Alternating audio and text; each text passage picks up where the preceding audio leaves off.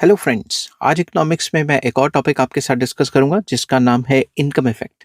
तो basically income effect हम discuss करते हैं यूटिलिटी के टॉपिक्स में, और income effect basically real income से रिलेटेड है।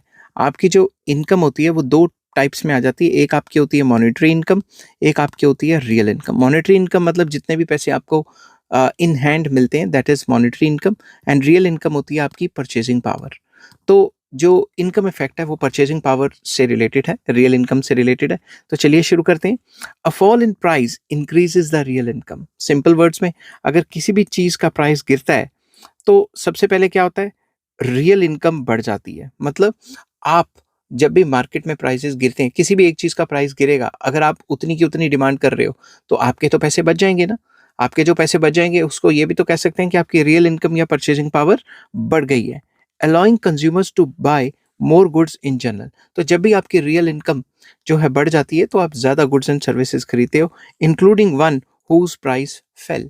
तो आप वो गुड भी खरीदोगे जिसका प्राइस गिर गया है, और बाकी बचे हुए पैसे से और भी चीजें खरीद सकते हो।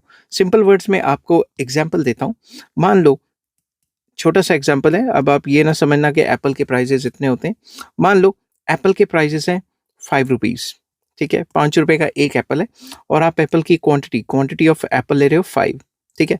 तो आपकी जो इसके ऊपर जो खर्चा हो रहा है एप्पल के ऊपर, वो हो रहा है 25 रुपीज, ठीक है। अगर मान लो एप्पल का सीजन आ गया, एग्जाम्पल के तौर पे एप्पल की सप्लाई बढ़ गई, तो एप्पल हो गया 3 रुपीज का। तो अब आपका कितना खर्चा हो रहा है, 3 × 5 क्वांटिटी, अब आपका खर्चा हो रहा है 15। तो आपकी 9 रुपीज से रियल इनकम बढ़ नहीं गई।